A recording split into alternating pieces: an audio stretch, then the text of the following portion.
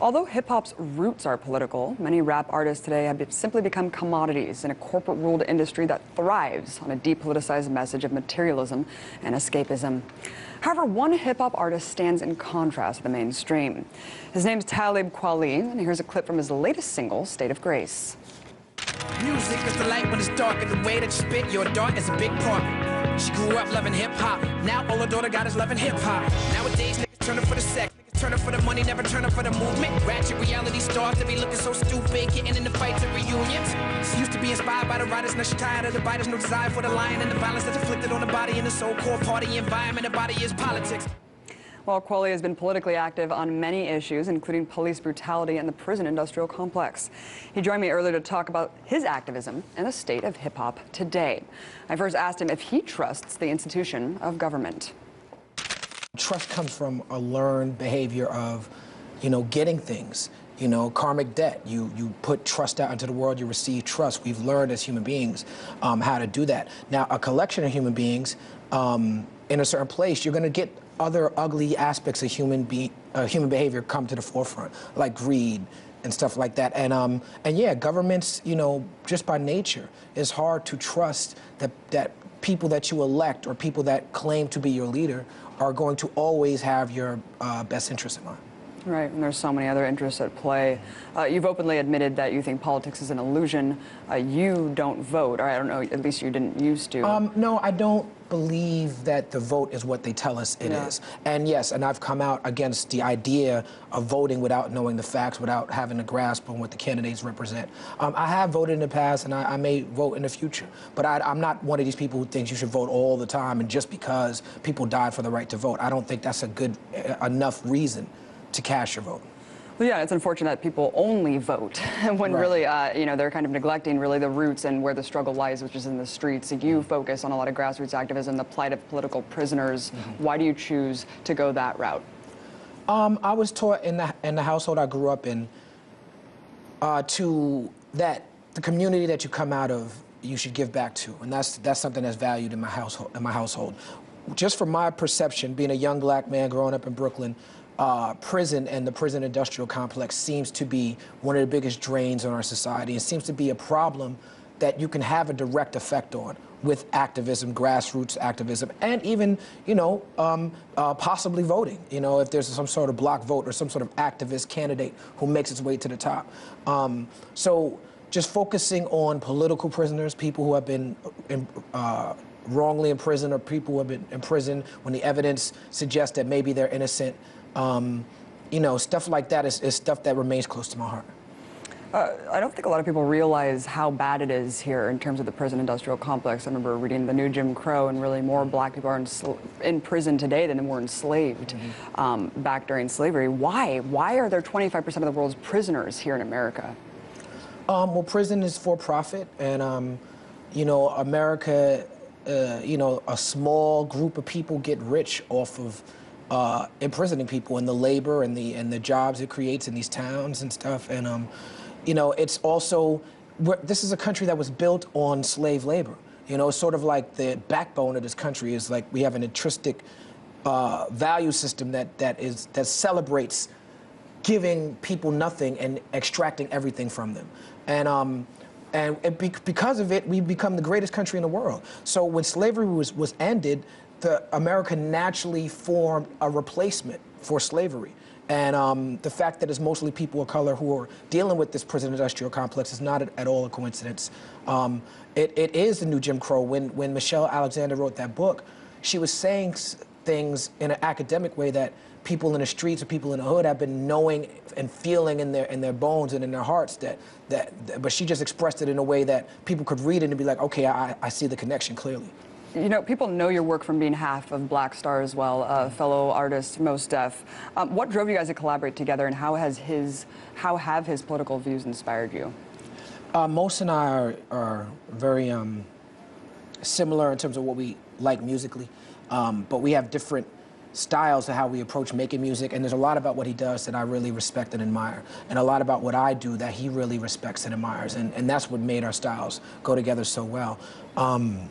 Mos, at this point, he lives in South Africa. He doesn't spend that much time in America because he doesn't like the politics, especially being a Muslim, Black American Muslim. He feels like he's able to be freer in other places besides the United States. And he's become more politically active as he's grown older. You always heard it in his lyrics, but you know, back then there was still lyrics about other things. He had Miss Fat Booty and songs like that. You won't really hear them songs from him, which is part of the reason why he changed his name to Yasin Bey. As an artist, I'm completely inspired by him in terms of his pure vision of what he should be saying and what this platform has grown. We're grown men now. We started this when we were little kids, but what we can be saying as grown men, he has a very clear vision about it, and it's very, very inspirational. And I can't help but notice, but the top Black artists in America, Beyonce, as much as I love her music, Jay-Z, it just seems like they're at the White House every week, hanging out with Obama. Does the marriage between the musical and political establishment worry you? No, not at all. I mean, Beyonce and Barack Obama, whether you agree with his politics or not, represents the hopes and dreams of mainstream Black America. I never in my lifetime thought I would ever see a Black man achieve that office. And Jay-Z does on a lot of levels too. So their partnership and their friendship makes a lot of sense. If you're somebody who's critical of Obama, you're probably someone who's critical of Jay-Z as well. Yeah. Are you disappointed at all in Obama's presidency? To be honest, beyond the symbolism? No, I'm not. I'm glad you said beyond the symbolism because, to me, a large part of it for me is the symbolism. As far as a president, I think on paper, look, it's like when people talk about the code of the streets, they talk about if you're going to play that game, you got to play by the rules. So if we're talking within the realm of politics, Barack Obama is the most awesome politician I've ever seen in my life. If we're talking just in the realm of politics and what it takes to be a president and the sacrifices you make and the compromises you make and the decisions you make, on paper, Barack Obama has been one of our most progressive, if not our most progressive president ever, that we've ever had. Is he the best? No. Has he lived up to many of his campaign promises? No. But me as a grown man who sees politics for what it is, I never expected him to. Well, I mean, in terms of playing the political game, yeah, I guess you could argue that he's a super manipulative person and has played really well. But I mean, if you compare him to Nixon, Nixon was more liberal in a lot of his policies. I totally disagree that he was the most progressive president that we've had. Yeah, I mean, but I think that I think it's exactly what you said. That what you just said about Nixon, I think a lot of that was politics. And I think a lot of what Barack Obama does is politics. And I also think him being the first African-American president shifts the paradigm to whereas there's a whole bunch more that he has to consider in the compromises he makes than someone who was staunchly a part of the establishment like Nixon was. And Nixon had been a part of the establishment for 30, 40 years before he became president, where Obama came in as a first-term senator. I think those glaring differences make all the difference in the world. But I mean, again, I think it's a mistake for people, whether it's because you're a Democrat or because you're Black, to blindly go wherever Obama goes and to support whatever he says. We have to be critical of him, even more so critical in a lot of ways. The thing is, he's a stranger. I don't know who this person is. All I can do is base on his words. I'm sorry, his actions, not his words. So I just see him doing really nothing. I mean, I guess it's super disappointing. I guess for me, it's just I never put that much stock in what he was going to be able to do in the first place. Just at that level of politics. By that time you get to that level of politics, it really is a popularity contest. And he was clearly the most popular. Right. In your song, Listen, you talk about how real hip-hop is missing. What is it about this genre that you think is lacking? Boom bap, East Coast hip-hop, hip-hop with a message, or hip-hop that talked about the art of hip-hop.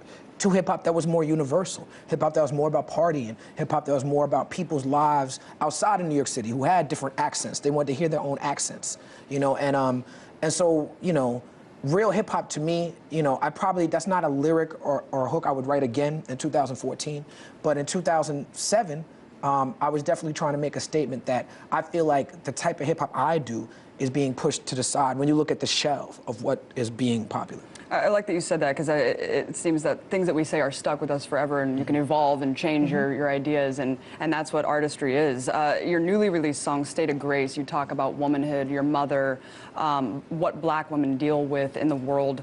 Why did you write this song? I find that my music sort of aligned itself with a lot of feminist thought.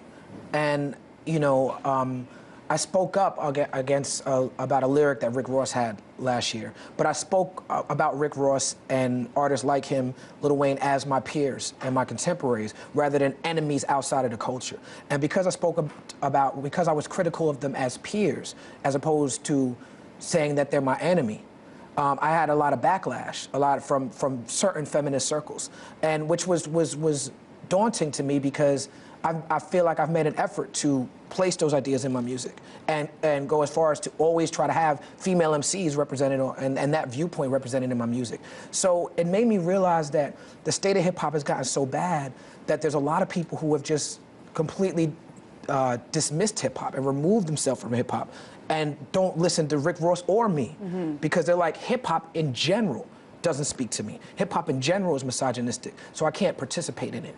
And so that song was for people who maybe grew up liking hip hop or love the beats and the rhymes, but are just disillusioned by it and just want to stay away from it, not because they don't love it, but because they feel like it doesn't love them. Yeah, well said. Talib, you just came out with a new album, Gravitas. You're also performing with a 9-piece band at the Brooklyn Bowl. Amazing. I wish I could see that. Talk about all of what's next for you coming up. Cool. Okay, Gravitas is direct to fan, no middleman. It's on my website, kwaliclub.com. That's where you can get it. And I'm excited about that. When you get it, I get your email, you get my email. We can talk about the album if you want. On June 11th and June 12th, I will be at Brooklyn Bowl performing Prisoner Conscious Live, which is the album I put out last year. We're going to record the whole thing. We're going to put it out for sale. But we're going to do like 2 shows just to record it and, you know, give and try to get it right. Yeah. Hell yeah. Thank you so much, Talib Kweli. Thank you. Really appreciate you coming on. Thank you. Although hip-hop's roots are political, many rap artists today have simply become commodities in a corporate-ruled industry that thrives on a depoliticized message of materialism and escapism. Now all a daughter got is loving hip-hop. Nowadays niggas turning for the sex, niggas turning for the money, never turning for the movement. Ratchet reality stars that be looking so stupid, getting in the fights and reunions. She used to be inspired by the writers, now she tired of the biters, no desire for the lion and the violence that's inflicted on the body. However, one hip-hop artist stands in contrast to the mainstream. His name's Talib Kweli, and here's a clip from his latest single, State of Grace.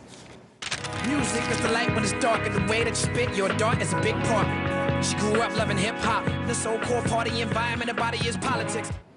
Well, Kweli has been politically active on many issues, including police brutality and the prison industrial complex. He joined me earlier to talk about his activism and the state of hip-hop today. I first asked him if he trusts the institution of government. Trust comes from a learned behavior of, you know, getting things. You know, karmic debt. You put trust out into the world, you receive trust. We've learned as human beings how to do that.